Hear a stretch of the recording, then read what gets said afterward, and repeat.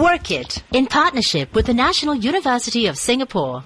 Hello, I'm Stanley Leong with Cheryl Goh, and this is Work It. Join us now as we return to school and discover how integrating insights from different disciplines can help learners gain a holistic understanding of complex topics. Well, that is what's happening at the NUS College, the Honours College of the National University of Singapore.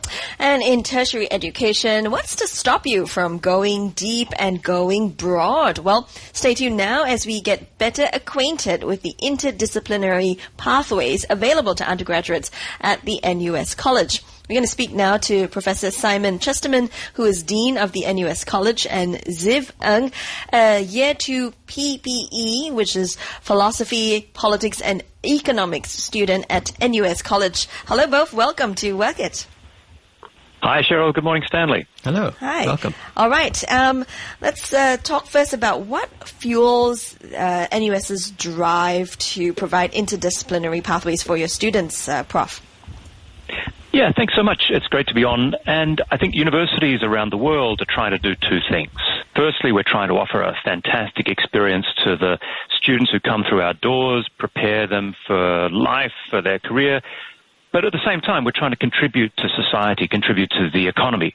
And the reality is, to do either of those things, we need to produce students who are able to cross boundaries, to understand things from different perspectives. Because the reality is that the problems that the world faces today are too complex for any one person or any one discipline to solve.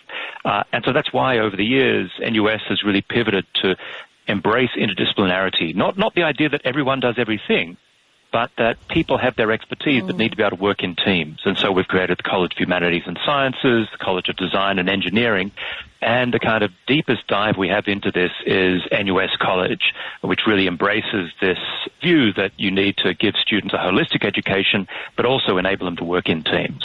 Professor Chesterman, would you have certain, data or statistics backing this provision that it definitely will be, powerfully transformative, and not just, for the students, graduates, but also, for the industries that they will be joining in time to come? Yeah, well, we've only been around for 2 years, so give me some time to gather data.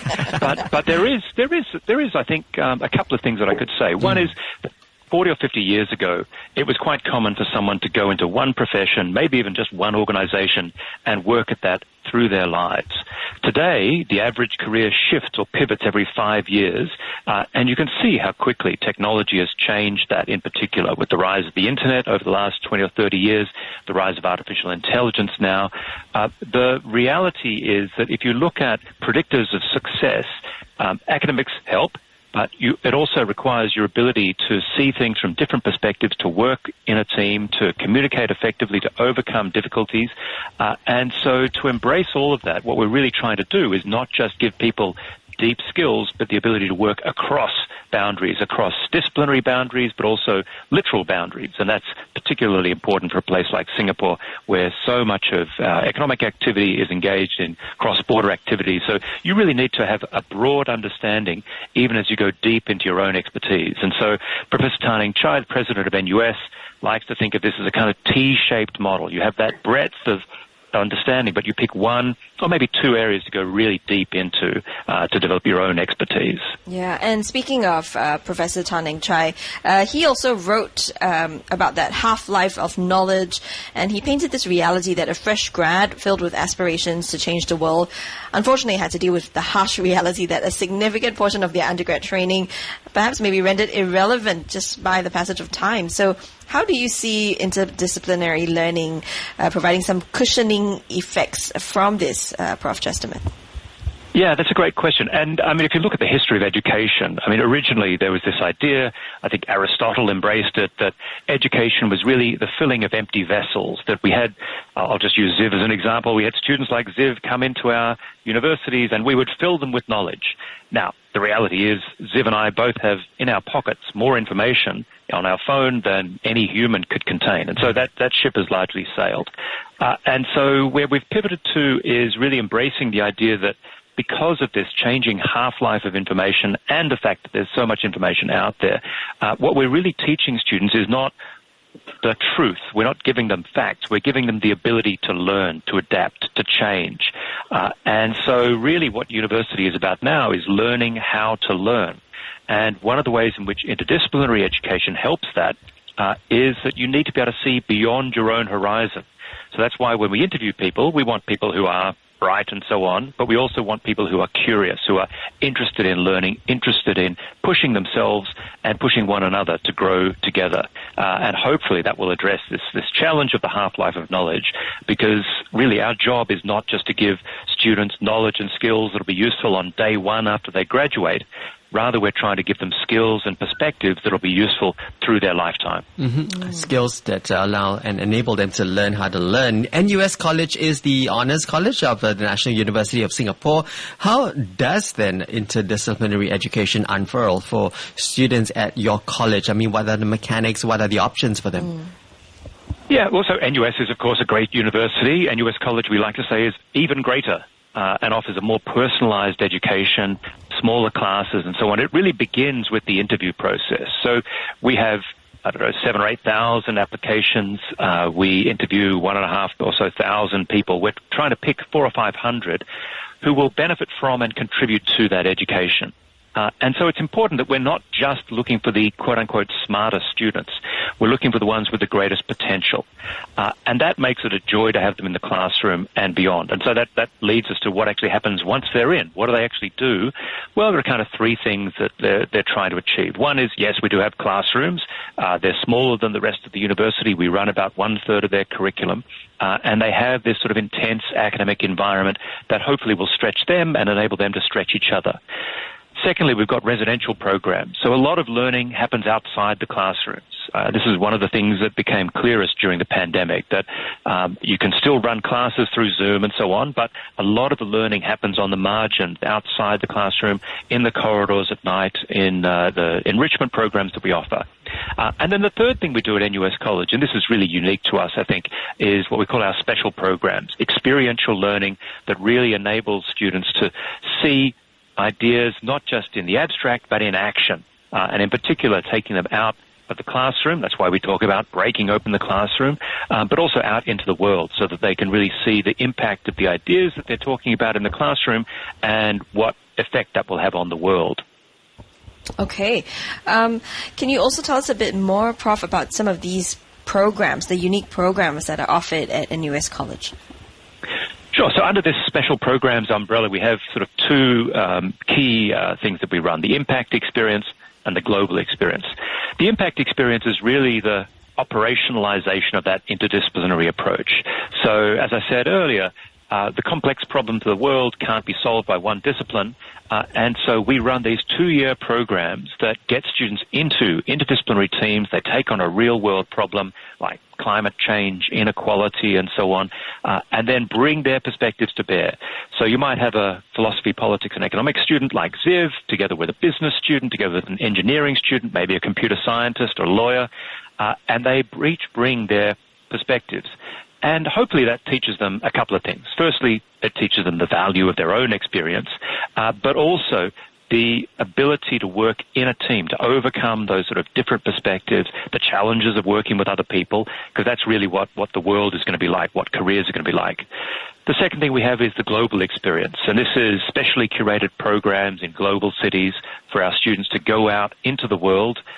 Really, we're trying to encourage more and more students to go into ASEAN, but we also have opportunities in Paris, New York, and so on, to really work with the best and brightest. And this is not a traditional exchange, so they're not going to New York, for example, just to go to New York University, a fine university, but they're going to New York to look at the financial district. They're going to Paris to work on fashion or diplomacy. They're going into Southeast Asia to work with collectives that are looking at new forms of agriculture and so on. And so the hope with both of these programs is that the students really have a rich time, not just in the classrooms, as I said, but also out into the world, so that when they graduate, they've got, yes, the skills, the knowledge, and so on that you expect of an NUS graduate, but they've also got the ability to work in these teams, which is essential in employment. And then thirdly, they've got this global perspective that enables them to be successful, not just here in Singapore, but wherever their careers and their lives take them.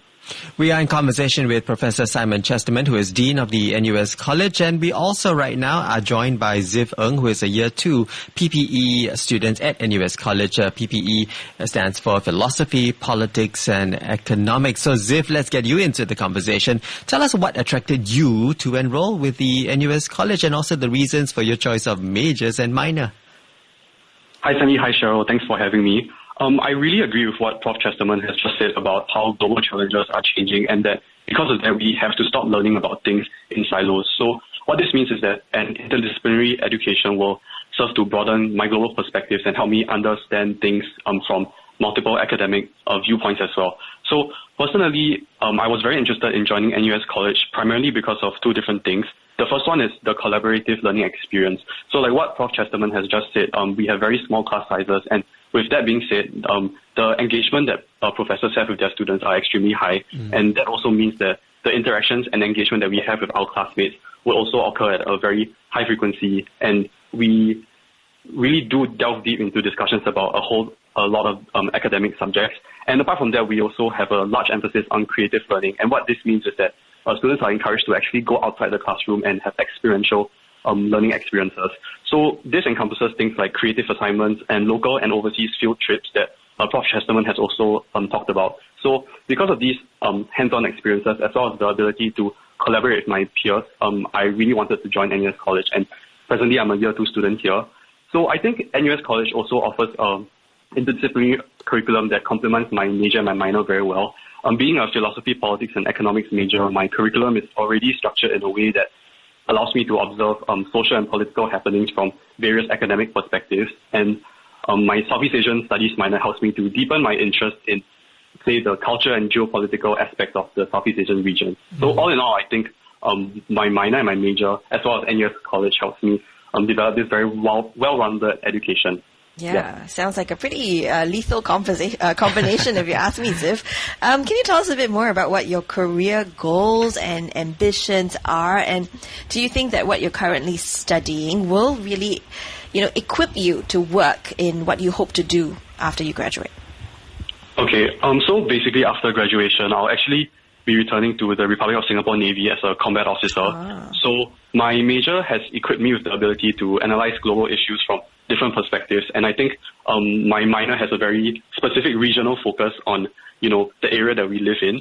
So in general, I think it really helps me deepen my interest in, say, international affairs as well as international security. But possibly after my career in the Navy, I hope to also delve deeper into public policy as well as sustainability. All right. Okay, so very, very relevant. Very indeed. Yeah. Now, as a current student, what advice, Ziv, would you have for those deciding on what to study, the breadth of combinations that they can consider? I think as a current student, my advice to those who are currently thinking about what they want to pursue would be to explore different subjects that pique their interest and not just delve into things that they are already familiar with or those that they assume will lead to a lucrative career. I think it's very important to reflect on personal interests as well as career aspirations and ensure that your education experience will align with both your professional as well as your personal goals. So I think if I have to summarize that in one sentence, I hope that students will keep an open mind and expose themselves to things that they might not be familiar with. Very well said. Ziv, I'm just curious though, is it difficult to switch gears? Because your major is philosophy, politics and economics, and then you've got that minor in Southeast Asian studies. So and I'm sure you have classes for both on maybe the same day. Is it hard to kind of switch your brain to focus on the different topics? That's actually a difficulty that I faced quite some time. Really? But I guess with that sort of experience, it kind of trains your flexibility in thinking. And I guess I really appreciate the kind of depth and knowledge that I'm getting from different disciplines. So while it is quite confusing to have to switch between different disciplines, I still think it's a very rewarding experience. Okay, very Yep, well. just connecting all those wires there. Professor Chesterman, let's invite your closing thoughts on why the NUS College should be given serious consideration by prospective students. Thanks. Well, I echo everything Ziv just said, and the key word I think that he touched on is flexibility. And so what we're trying to do is really prepare students for a diverse and challenging world where there are huge opportunities, but you need to be able to move between ideas. You need to be able to interact with lots of different people. And so in terms of the prospective students, I would emphasize, as I always do, that NUS College is not for everyone. It's a very intense experience. We think it's a very rewarding experience. But the reason why we go through this process of interviewing so many students is we really want not just the quote-unquote brightest, but we want people who will benefit from and contribute to this environment, much as Ziv has described his own sort of willingness to really pitch in. I sometimes say that education at NUS College is a contact sport. We don't want people who are going to come here and just sit and passively expect to be educated. We want people who are going to be agents of change, who are going to really embrace the opportunities we've spent so much time creating. Yeah. So it's really designed for the kind of students who are curious, who are looking to sort of learn about themselves, but also learn about the world and about the different perspectives that shape the world. So if someone's interested in this sort of more personalized experience where, as Ziv said, you get a lot more time with faculty, they're interested in deep diving into their own expertise, but developing relationships with others, if they're globally oriented and they want to grow with us in our diverse community and hopefully make a positive contribution, and maybe NUS College is for them. Yeah, and for those of our young listeners who are interested to find out more, there's no better place than the upcoming NUS Open House that's happening this Saturday, the 2nd of March. Both of you will be there, is that right? Indeed.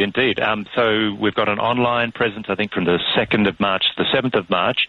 But really, there's nothing quite the same as coming to our campus on Saturday, the 9th of March. And by all means, you can meet people like me, but I always tell our students that they are the best ambassadors. And so I'll hand over to Ziv for the last word from us about what people can expect if they come to campus. Yeah. Right. Thank you, Prof. Chesterman. So basically, we'll be having our in-person open house on the 9th of March, and you can expect our NUS College ambassadors and our staff to be present to showcase the most vibrant aspects of our community, ranging from academic opportunities to community living experiences. So do come down if you have any questions about what NUS College has to offer, and I hope to see you there. All right. Yep, Yeah. that's right. You or your child, depends on which stage of life you're at, you can register for the NUS College Virtual Open House Talks to be held on Saturday, the 2nd of March at 10 a.m. and 5 p.m. at this website, nus.edu.sg/open house. Now, the on-campus open house, that'll be held, as Professor Chesterman had mentioned, on Saturday, the 9th of March. More details also can be found on that website. Once again, it's nus.edu.sg/open house. We've been in conversation with Professor Simon Chesterman, NUS College Dean, as well as Year 2 student at NUS College, Ziv Ng. Thank you so much, Professor and Ziv, for making time to speak with us today on CNA 938. Thanks, Cheryl. Thanks, Stanley. Thank you, Cheryl. Thank you Stanley. both. Thank you. Work It, in partnership with the National University of Singapore.